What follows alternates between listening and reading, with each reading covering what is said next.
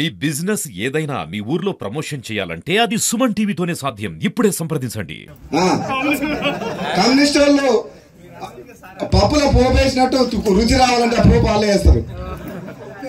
ఉప్పు కాదు తాలింపు వేస్తాం చూసినావు. పప్పు అంతా మనమే, తాలింపు వాళ్ళు పైన చల్లుతాం చూసినావా మసాలా, కరివేపాకు ఇట్లా తాలింపు ఇట్లా. ఏదేమైనా కానీ మేమిద్దరం పార్టీలు వేరైనా అభివృద్ధి చేయడమే మా ప్రధాన ఎజెండా. నియోజకవర్గాన్ని అన్ని రంగాల్లో ముందుకు తీసుకుపోవాలి. ఇక్కడ ఉన్న పేద ప్రజలకు ప్రభుత్వం నుంచి వచ్చే సంక్షేమ పథకాలండి ప్రతి పేదవాళ్లకు, అర్హులైన పేదవాళ్ళందరికీ ఇల్లు రావాలి, రేషన్ కార్డు రావాలి, పెన్షన్ రావాలి. వాళ్ళకి ఏమేమి రాయితీలు రావాలనో ప్రభుత్వం నుంచి తీసుకొచ్చే బాధ్యత మా ఇద్దరికి ఉంది. ఇప్పుడు నేను ఒక్కరేం కాదు, ఇప్పుడు నాకు తోడు ఒక తమ్ముడు అన్న ఉన్నాడు, నాకంటే పెద్ద చిన్న. ఎన్ని ఏళ్ళు ఉన్నాయి? నాకంటే 3 ఏళ్ళు చిన్న, నేనే ఆయనకంటే పెద్ద 3 ఏళ్ళు. మేము మాత్రము ఒకటి నిర్ణయం చేసుకున్నాం. ఇప్పుడు ఒక అవకాశం వచ్చింది 2 ఏళ్ల తర్వాత ఈ నియోజకవర్గానికి.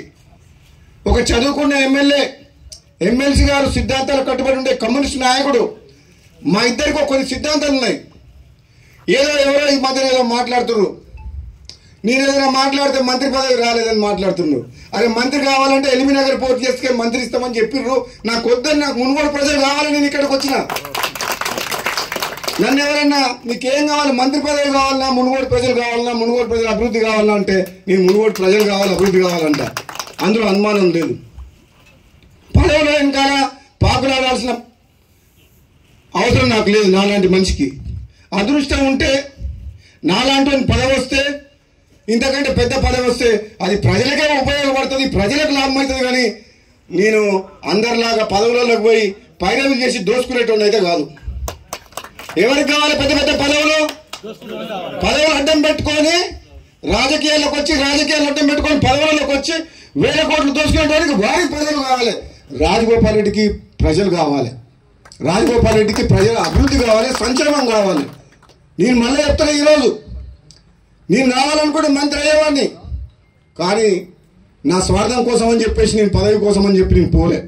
నేను మళ్ళీ ప్రజల కోసమే, మళ్ళీ పార్టీ మారి కాంగ్రెస్లోకి వచ్చి, మీరు ఇస్తానని హామీ ఇచ్చిండ్రు, ఇస్తారా ఇవ్వరా అది మీ ఇష్టం. అవకాశం వస్తే ఎప్పుడన్నా, నేను కూడా సీనియర్ని కాబట్టి, తెలంగాణ ఉద్యమంలో ఉన్నా కాబట్టి, నాకంటే జూనియర్లకు నిన్న మంది వచ్చిన ఇతర పార్టీ వాళ్ళందరికీ ఇచ్చారు కాబట్టి, మీరు ఇచ్చిన మాట నిలబెట్టుకుంటే, మీరు ఎంపీ గెలిపించమంటే గెలిపించినాం, పార్టీలకు రమ్మంటే మిమ్మల్ని నమ్ముకొని వచ్చినాం. ఇస్తారా ఇయ్యరా అది మీ ఇష్టం.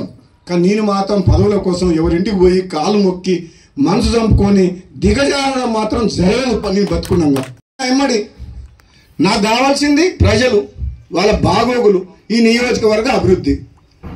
ఒకవేళ నాకేదన్నా మంచి జరిగితే వాళ్ళకి మంచి జరుగుతుంది, లేదంటే వాళ్ళ మధ్యనే ఉంటా, వాళ్ళ కోసం పనిచేస్తా, వాళ్ళ కష్టసుఖాల్లో పాలు పంచుకుంటా, వాళ్ళ కోసము ఎంత దూరం పోతా, ఎంత పోరాటం చేస్తా, అవసరమైతే మళ్ళీ త్యాగం చేసి పోయినసారి ప్రభుత్వాన్ని మీ కాళ్ళ కాడ తీసుకురాలే, తీసుకొచ్చినా లేదా?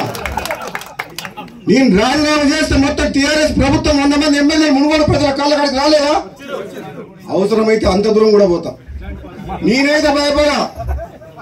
మీ అందరికి మాటిస్తున్నా. మళ్ళా ఈరోజు లచ్చమ్మగూడ సబ్స్టేషన్లో ఇక్కడికి వచ్చి నిరాకరణ సంబంధంగా నేను ఏదైనా మంచి పని చేస్తే మీకోసం చేస్తే తప్పితే, త్యాగమైన పోరాటమైనా మీరు తలదించుకునే పని నా ప్రాణం పోయినా చెయ్య. మీరు తలదించుకుని, మీరు నన్ను ఓటేసి గెలిపించారు. మా ఎమ్మెల్యే అంటే రాజగోపాల్ రెడ్డి అని గర్వంగా తలెత్తుకుని చెప్పేటోళ్ళలాగా ఉంటుంది తప్పితే మీరు తలదించుకునే పని చేయను. అందుకని చెప్తున్న సోదరులారా, ఇంకా మనం చేయాల్సిన అభివృద్ధి చాలా ఉంది. మొదలైంది ఇప్పుడు, రోడ్లు చేస్తున్నాం, స్కూల్స్ కట్టేయాలని చూస్తున్నాం, హాస్పిటల్స్ గురించి, కరెంటు సమస్యల గురించి, మంచినీళ్ళ గురించి, హాస్టల్లో ఉండే పిల్లల గురించి ఎన్ని రకాలుగా మనం అభివృద్ధి చేయాలనో అధికారులతోటి సమీక్షా సమావేశాలు చేసి ముందుకు పోతున్నాం. కాబట్టి రాబోయే మునుగోడు ప్రజలకు మంచి రోజులు వస్తున్నాయి, వాళ్ళ కష్టాలు పోయే రోజులు వస్తున్నాయి. పేదలు ఇంత ముందుకు ఇల్లు రాని ఒక మహిళ ఏడుస్తుంది. ఇప్పటికి కూడా చెప్తున్నా, మొదటి విడతలో ఇండ్లు వచ్చినాయి. గవర్నమెంట్ ఎన్నో రకాల నిబంధనలు పెట్టింది. అర్హులైన పేదవాళ్ళకు కూడా చాలా నిబంధనలు పెట్టడం వల్ల రాలేకపోయింది. ఎంతో మంది పేదవాళ్ళు భూమి లేకుండా ఇల్లు స్థలం ఉండి నిరుపేదలు కూడా ఎంతో మందికి ఇల్లు రాలే. ఇంకా నేను మీ అందరికి మాటిస్తున్నా, ఇది నా మాట. ఈ మునుగోడు నియోజకవర్గంలో నిరుపేదలందరికీ ఇల్లు కట్టించే బాధ్యత నాది అని చెప్తున్నా. మీరు బాధపడకండి. 10 ఏళ్ల బీఆర్ఎస్ ప్రభుత్వంలో ఒక్క ఇల్లు కట్టలేదు. ఇప్పుడు మన నియోజకవర్గంలో 3500 ఇల్లు కడుతున్నాం. అది గొప్ప విషయమా కాదా? 10 ఏళ్లలో బీఆర్ఎస్ ప్రభుత్వం కేసీఆర్ కానీ బీఆర్ఎస్ ప్రభుత్వం ఒక్క రేషన్ కార్డు ఇచ్చిందా? ఈ రోజు అడిగిన వాళ్ళందరికీ మనం రేషన్ కార్డు ఇస్తున్నాం. వాళ్ళు ఉన్నప్పుడు రేషన్ బియ్యం ఎవరైనా తిన్నారా? దొడ్డు బియ్యం. ఈ రోజు మనం సన్న బియ్యం ఇచ్చి 2 పూటల పేదలకు అన్నం పెడుతున్నాం. 2 పూటల. అది కాంగ్రెస్ ప్రభుత్వం కాదా? కాంగ్రెస్ ప్రభుత్వం కాదా? అవునా కదా? మరి సపరేట్ కొట్టారు గట్టిగా, అందరు కొట్టాలి. సన్న బియ్యం ఇస్తున్నాం, మహిళలకు ఉచిత బస్సు ఇచ్చినాం, 200 యూనిట్ల కరెంట్ ఇచ్చినాం, ఇండ్లు ఇచ్చినాం, గ్యాస్ సిలిండర్ అంటే ఇంకా 2 లక్షల మందికి అయింది, కొందరికి కాలేదు ఇంకా. అదేవిధంగా ఉచిత బస్సు ప్రయాణం ఇచ్చినాం, 200 యూనిట్ల కరెంట్ ఇచ్చినాం, సన్న బియ్యం ఇస్తున్నాం. నేను చెప్తున్నా, కేసీఆర్ ప్రభుత్వం రాష్ట్రాన్ని అప్పుల పాలు చేసి మన అప్పుల కుంపటి మనకిస్తే దాన్ని ఇప్పుడు మనం చక్కదిద్దుతున్నాం.